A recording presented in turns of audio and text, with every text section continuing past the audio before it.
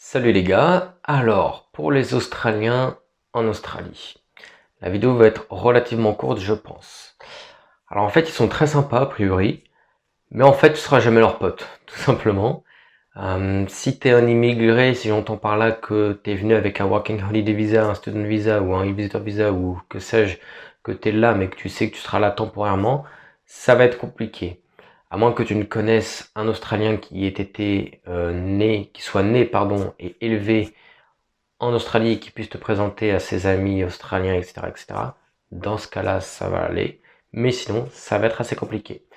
Moi, j'ai rencontré des Australiens et Australiennes. Souvent, ça se passait comme ça.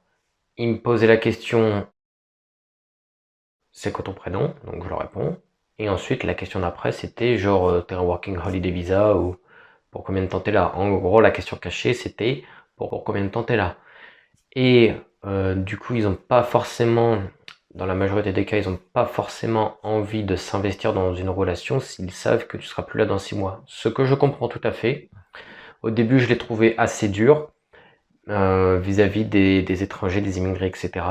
Mais au final, je les comprends puisque moi-même, dans les hostels, j'ai rencontré énormément de gens, franchement. Quand je sortais dans la rue, voilà, je disais bonjour à plein de gens parce que j'arrêtais pas de croiser des têtes que je connaissais. J'ai croisé énormément de gens et ça demande de l'énergie en fait, tout simplement, de s'investir socialement dans des discussions, tout simplement, genre tu dois faire la conversation, etc. Tu dois te rappeler de ce que la personne te dit. Il y a tellement de personnes qu'il faut faire attention à ne pas mélanger toutes les histoires, etc., etc. Les prénoms. Alors d'habitude j'ai pas de mal à me retenir des prénoms, mais quand tu rencontres 50 personnes par jour et que tu fais des vraies conversations avec ces personnes, ça devient vite compliqué et ça peut être, comment dire, ça peut être vexant pour la personne si tu ne te rappelles pas de son prénom. Et bref, j'avais passé tellement de temps à parler, à socialiser, etc., qu'il y a un moment où j'ai eu un burn-out, ça m'a saoulé, et pendant peut-être un mois, voire deux, j'en avais marre, je voulais plus parler. Et je voulais plus parler aux gens, en tout cas, je ne voulais pas rencontrer de nouvelles personnes parce que juste, ça m'avait trop fatigué, quoi. Ça, on se rend pas compte, mais en fait, ça prend beaucoup d'énergie. Bref. Et quand il y avait de nouvelles personnes qui arrivaient à l'hostel, et donc je commence à parler, etc., on commence à sympathiser, et la personne me dit qu'à part au bout de 3 jours, alors oui, 3 jours, c'est pas comme les 6 mois, mais au bout de 3 jours, j'étais en mode, vas-y, j'ai même pas envie de te parler, parce que dans 3 jours, tu seras plus là, à quoi ça sert que je te parle? Vraiment. Et pour les Australiens, je pense que c'est similaire. Alors certes, on peut partir après 6 mois, mais eux, ça fait tellement longtemps qu'ils sont là, je pense qu'ils ont encore plus que comment dire, le côté blasé de parler aux gens parce qu'ils vont bientôt partir est encore plus ancré. Fondamentalement, oui, à quoi ça sert de parler à quelqu'un si on sait qu'on ne va pas le revoir quelques jours après ou quelques mois après? À quoi ça sert de s'investir dans une relation? Voilà, tout simplement.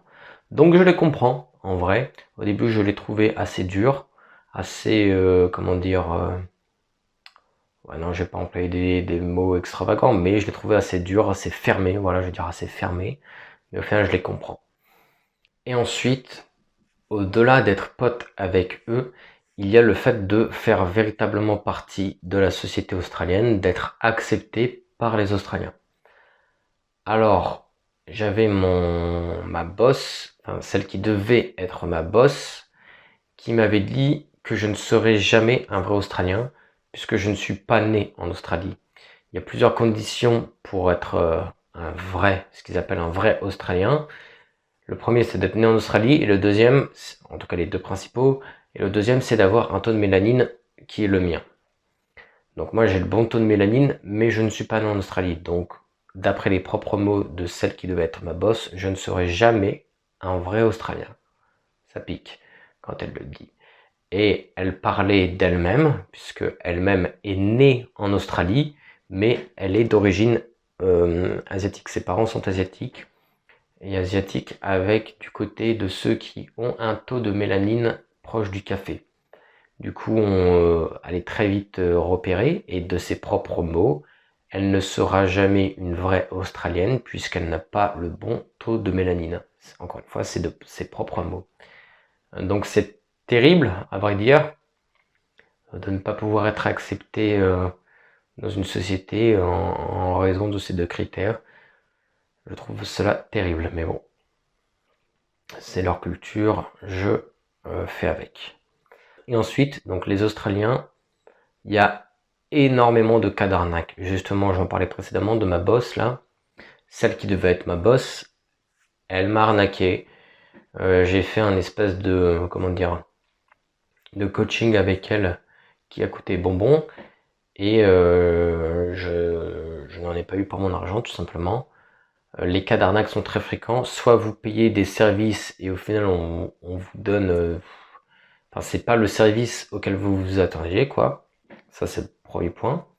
Deuxième point, c'est vous travaillez pour des personnes et on ne vous paye pas vos heures tout simplement.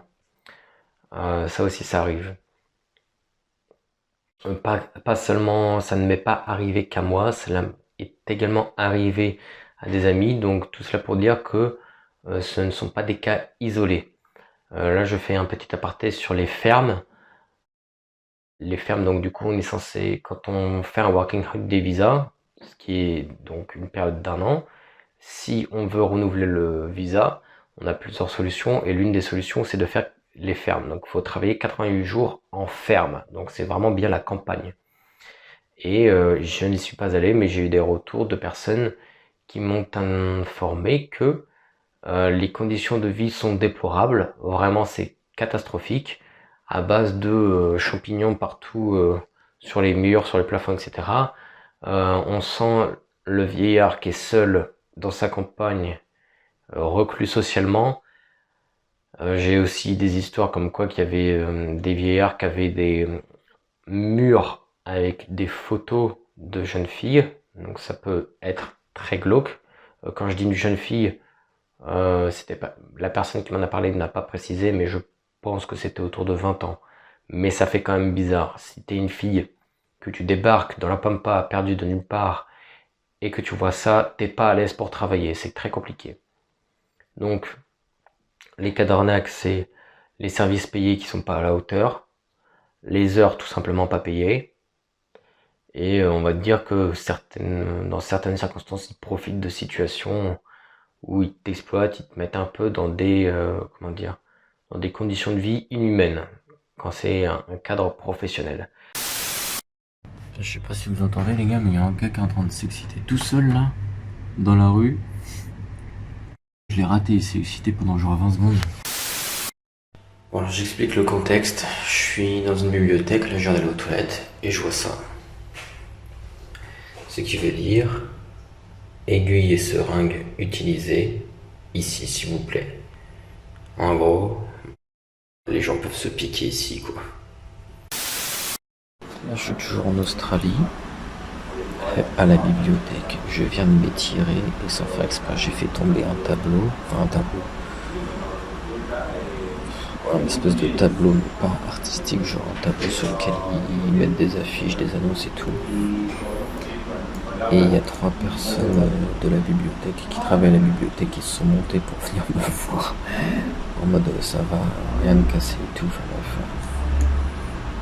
Visiblement il n'y a pas grand chose de violent qui se passe ici.